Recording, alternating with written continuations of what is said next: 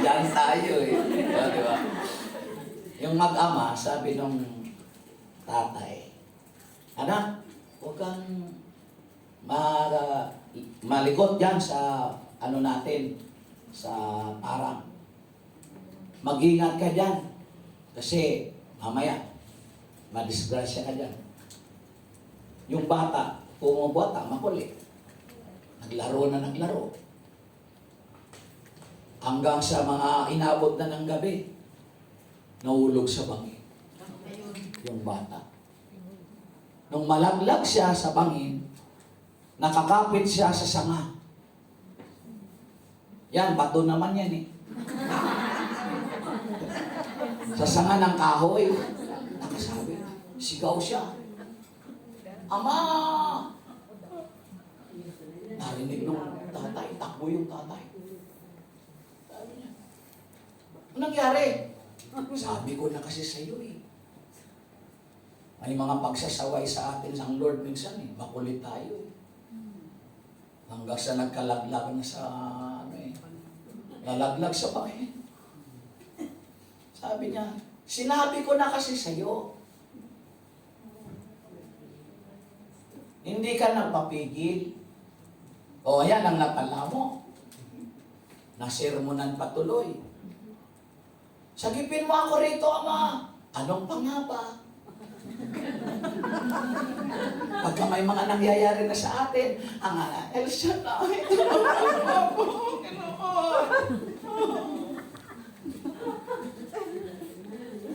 tapos, takbo yung ama, punta doon sa baba. Siyempre, hindi naman siya, alangan naman magtihulog din yung ama.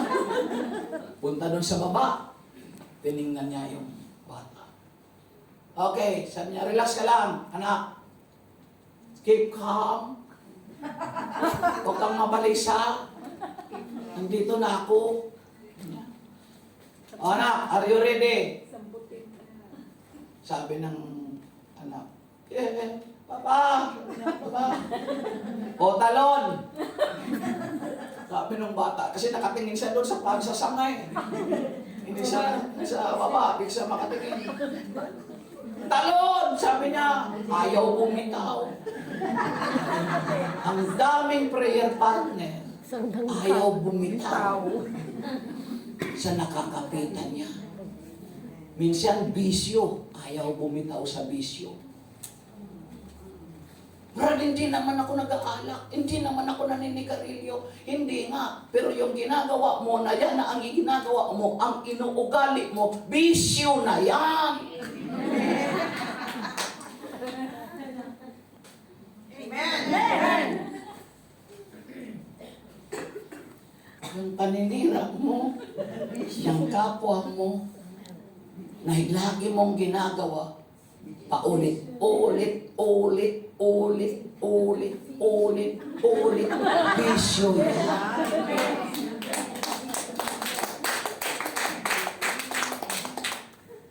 Nung wala ka ng barya, wala ka ng pera, konti na lang, mangungutang ka. Tapos wala ka na namang pera, mangungutang ka. Patong-patong na yung pera mo, pang-utang mo. Kasi hindi ka nasisiyahan kapag konti na lang. Kailangan may dami ka na, marami ka na. Hanggang patong-patong na yan. Bisyo yan. Di ba siyang nangako? Hindi ka kailangang magkulang. Hindi ka kailangan magkulang. Hindi ka dapat nagkukulang. Amen! Hindi ka dapat magkukulang.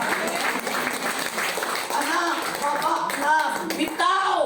Ayaw talagang bumitaw. Inabot na sila ng oras.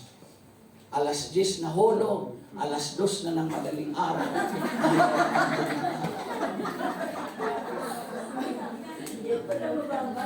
Sa asar ni Lord, minsan, ayaw mong bumitaw. Tapos demand ka ng pagpapala. Nung alas 5 na yung tatay, mga alas 4 ng madaling araw, iniwan ng bata. manigas ka. Kaya minsan mayroon tayong kalooban na matigas na. Dahil sabihin ng Lord, manigas ka na. Hanggang tuluyan ka na, manigas. Iniwan. Pagtingin ng bata, kinagabi, kaumaga na, alas 6, maliwanag na. Pagdungaw ng bata, ganito lang pala kababa.